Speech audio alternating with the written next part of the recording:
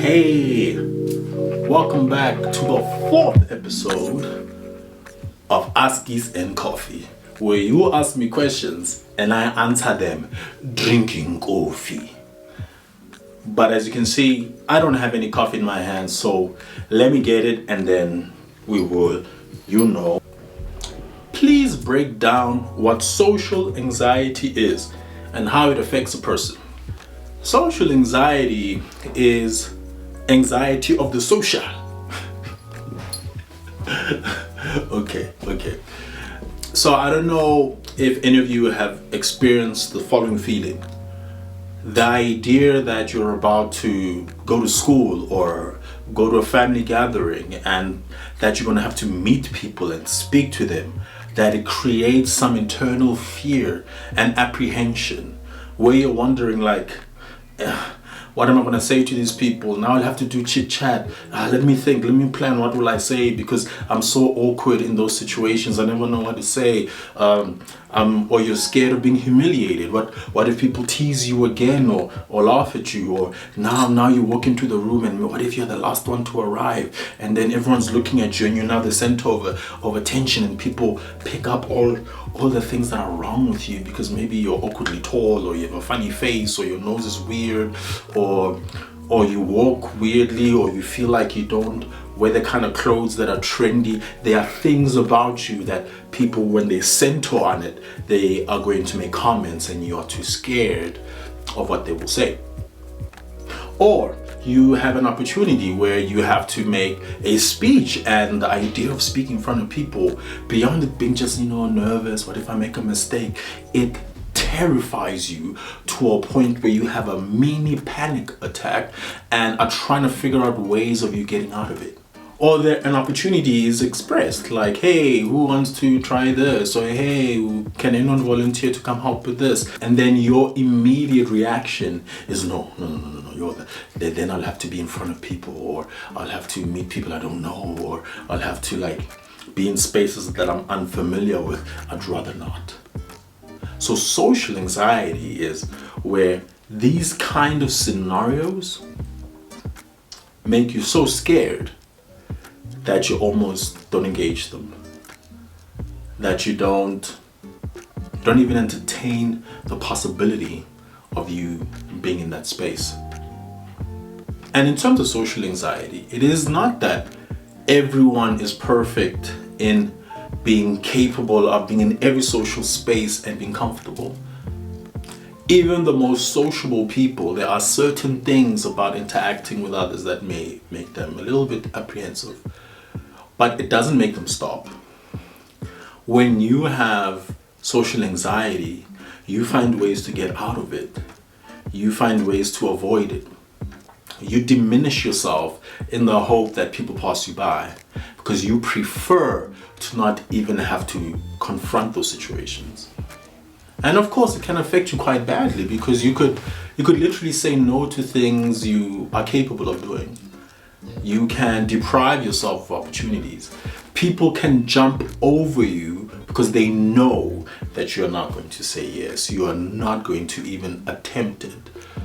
So a lot of times people who have social anxiety struggle to have relationships with people because they avoid them. They are not really good at dating because it's too scary a thought. They don't network. They avoid large groups. They get quite clingy with the 2 or 3 friends they have and refuse to get out of that comfort zone. And instead almost make the people in their life feel a little bit burdened by the idea that if we don't speak on your behalf, if we don't push you, if we don't tag you along, if we don't even just, if we don't expressively ignore your no for your own good, you're not gonna do anything. So social anxiety is something that is treatable. Especially when you know that you go extreme lengths to avoid situations, then maybe you need to speak to someone. But if you know that these things scare you, but you still try and you still go forward and you found mechanisms to to alleviate some of your discomfort, then you're okay. You maybe are just shy. You may be just socially awkward. You may just be in need of learning and sharpening more of your social skills, and you'll be okay. But those with severe social anxiety are the ones who have a history of, being bullied, being teased, being made fun of in ways that are quite scarring, or even have a family member, be it a parent or an older sibling, that is also socially anxious and in a way that you have seen an example of how to avoid situations. So they don't also deal with it. Then you tend to have social anxiety similar to theirs, and you struggle to even think or imagine a world where you wouldn't have it. So those people, you do need to speak to someone, because it's not as if you are less ambitious. It's not as if you have smaller dreams. It's not as if you don't have desires.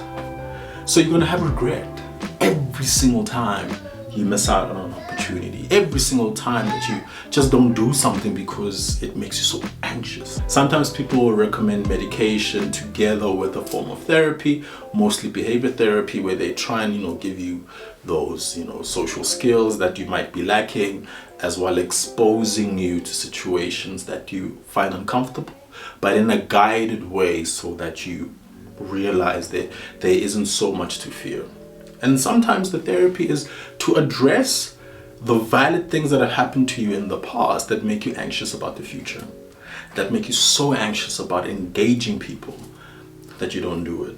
Because maybe you need to address that you were bullied, that you were teased, or that you need to love your body, that there's the way it's shaped, it's how it is. Or if you're unhappy with how it's shaped, how you can fix it, how you can change it, instead of wanting to control the outside world in such a non-productive way, because you've been avoiding engaging the world.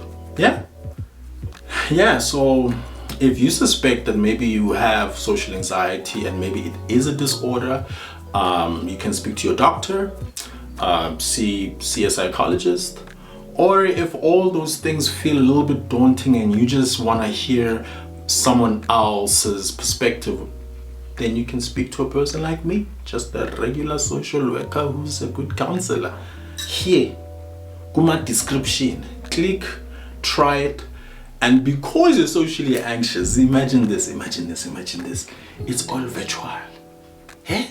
You can switch your video off, just have the audio on. I don't have to see you, you don't have to see me, you don't have to feel awkward about it, and we can talk it through. Ilula this thing. Try it. So this video should be posted on Youth Day. Youth Day is a day we commemorate in South Africa where young people said enough is enough. Young people said, we are tired of the situation we have. We are tired of the way that we are being educated. We are being tired on what is being forced on us. We are tired of the world that is being prescribed to us. And it's an important day to remember, because not only are we commemorating lives that were lost, but we are being reminded about the power of being young, or the power of dreaming of your future. And those of us who know our history will know that things didn't change on 17 June 1976. They didn't even change the next year and the following year. The day that we're commemorating began many years of having to show that young people were serious. And our generation and the generation that comes after us, they struggle with this. We struggle with being persistent. We struggle with being clear that what was wrong yesterday is still wrong today and will be wrong tomorrow if it doesn't change. So as we commemorate June 16, what is it that you believe as a young person needs to stop? And what are you committing to continue to repeat until it stops? Because what we learned from 1976 is that if we are persistent in saying that something is wrong, that is the only way we can change it. But if we only say it today because it's fashionable, but it doesn't come from our innermost being in believing that this cannot be how the world is, the world will silence you and the world will forget you. We have so much to be grateful for. We live in a world that is so incredibly digital with so many tools that can get us ahead. Young people, we really can make a change if we only believe it. Yeah, so let's remember to do ourselves proud every day and just be dope and love God, love people, and losers unite.